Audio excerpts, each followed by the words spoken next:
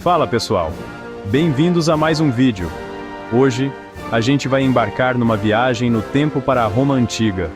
Pensa comigo, começou como uma pequena aldeia e virou um império gigantesco, dominando o mundo conhecido por séculos. Coliseu, imperadores, legiões. Será que conhecemos o dia a dia e as inovações? Roma não foi só guerra e política. Engenharia, sociedade e cultura rica e complexa. Ecos até hoje nos calendários, nas leis. E debaixo das cidades, é aí que nossa história começa. Por trás das batalhas e discursos no Senado. Para começar, vamos falar de construção. Você sabia que os romanos inventaram o concreto? Sim, essa mistura que é a base de quase tudo que a gente constrói hoje. Mas o concreto romano, chamado de Opus Caementitium, era ainda mais impressionante. Eles misturavam cal, água, cinzas vulcânicas.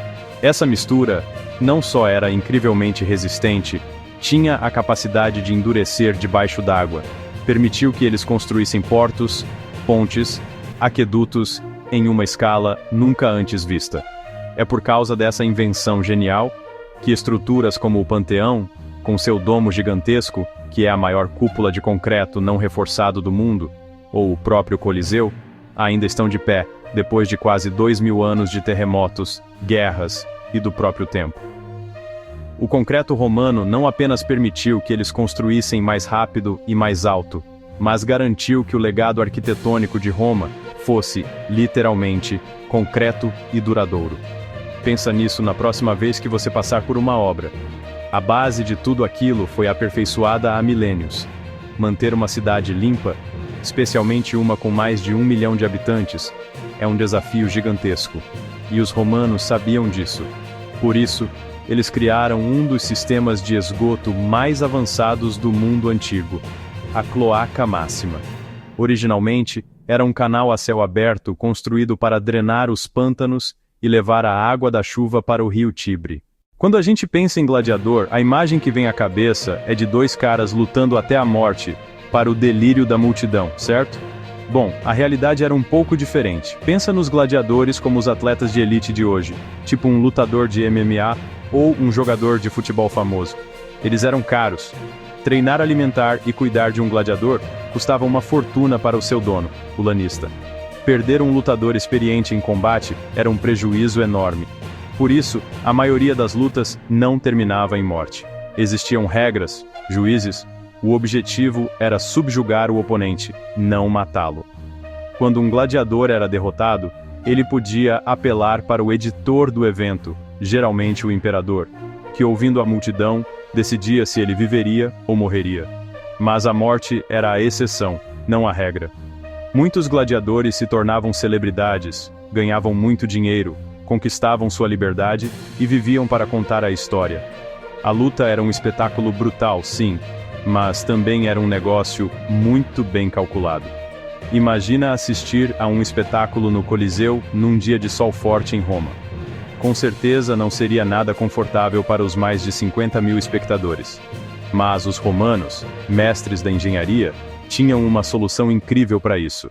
O velarium. Era uma cobertura retrátil, gigantesca, feita de linho, que cobria grande parte da arena.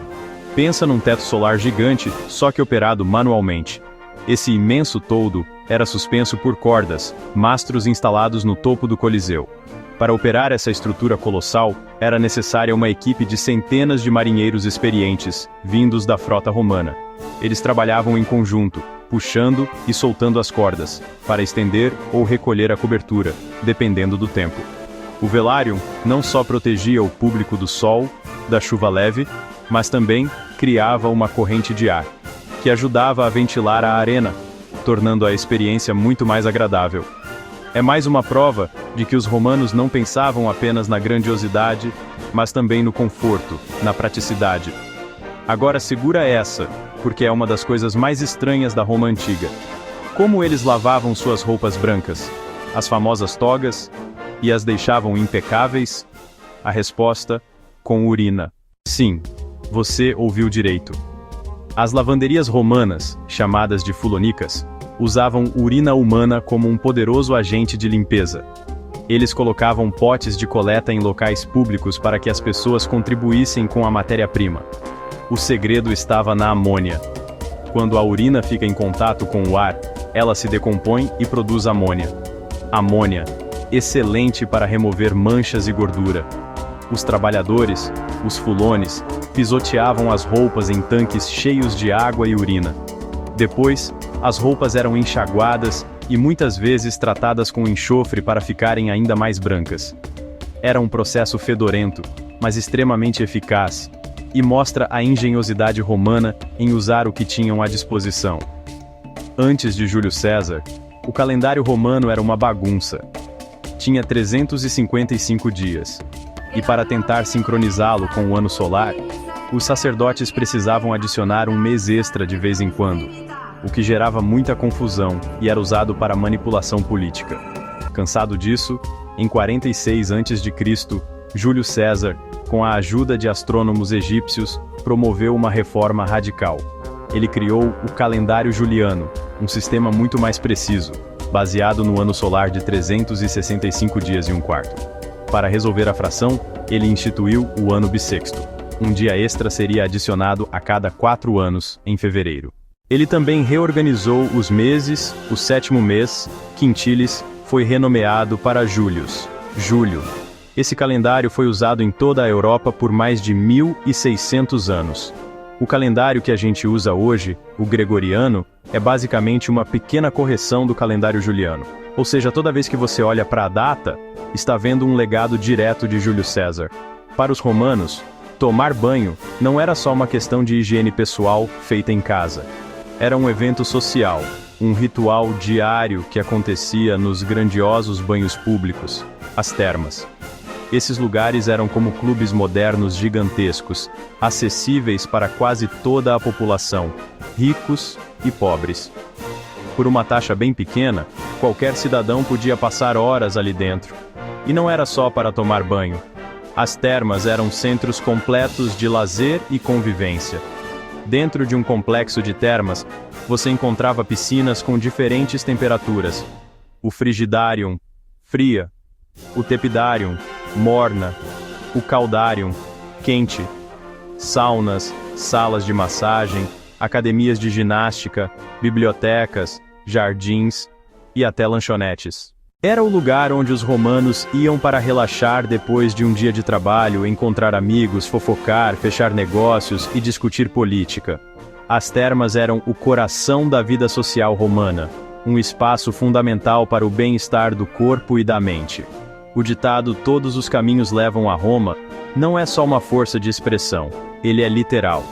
Os romanos foram os maiores engenheiros de estradas da antiguidade, construindo uma rede com mais de 80 mil quilômetros de vias pavimentadas, que conectavam todos os cantos do seu vasto império.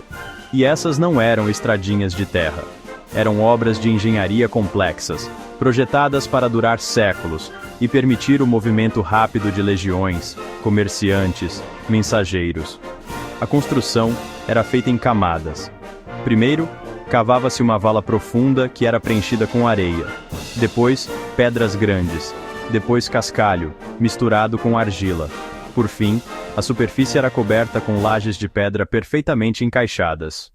As estradas eram construídas em linha reta sempre que possível, e tinham um sistema de drenagem para evitar alagamentos. A qualidade era tão absurda que muitas dessas estradas, como a Via Ápia, ainda existem e são usadas até hoje, quase 2000 anos depois. Elas foram as artérias que mantiveram o Império Romano vivo e pulsante. Como um pequeno povoado conseguiu conquistar um império tão vasto?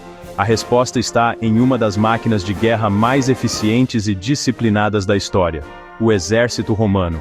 A força das legiões não vinha apenas do número de soldados, mas de sua organização, mas de seu treinamento, e acima de tudo, de uma disciplina extremamente rígida.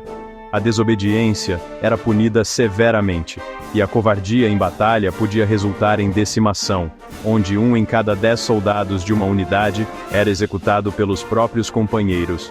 O treinamento era brutal e constante. Os legionários marchavam dezenas de quilômetros por dia carregando todo o seu equipamento, que pesava mais de 30 quilos. Close-up. Elmo. Close-up. Lorica. Segmentata. Close-up. Gladius. Eles aprendiam a lutar em formação, como a famosa tartaruga, testudo, onde se protegiam com escudos por todos os lados. Além de lutar, eles eram engenheiros. Construíam pontes, construíam fortes, construíam estradas. Disciplina de ferro, treinamento implacável e versatilidade fez do legionário romano o soldado supremo de sua época, capaz de conquistar e controlar um mundo. E aí, curtiu essa viagem pela Roma Antiga? É impressionante pensar como uma civilização de 2000 anos atrás conseguiu criar tantas coisas que ainda impactam o nosso mundo hoje. Concreto que sustenta nossos prédios, calendário que organiza nossos dias. Imperadores, gladiadores, engenheiros, inventores, pessoas comuns. Cada ruína que visitamos, cada história que descobrimos, é um lembrete da grandeza e da complexidade desse povo incrível. As curiosidades que vimos hoje são apenas a ponta do iceberg. O universo romano é vasto e cheio de outras histórias fascinantes esperando para serem contadas. A capacidade deles de resolver problemas, limpando uma cidade com urina, criando um teto retrátil para um estádio, mostra uma mentalidade prática e inovadora que é, no mínimo, inspiradora. Entender Roma é entender um pouco mais sobre as fundações da nossa própria sociedade, nossas leis, nossa língua, nossa arquitetura. É olhar para o passado para entender o presente. E é por isso que eu adoro fazer esses vídeos. Deixa aquele like para fortalecer o canal. Se inscrever para não perder as próximas viagens no tempo. E me conta aqui, nos comentários, qual dessas curiosidades romanas você achou mais maluca ou impressionante? Eu vou ler tudo, beleza? Muito obrigado pela companhia. A gente se vê no próximo vídeo. Valeu!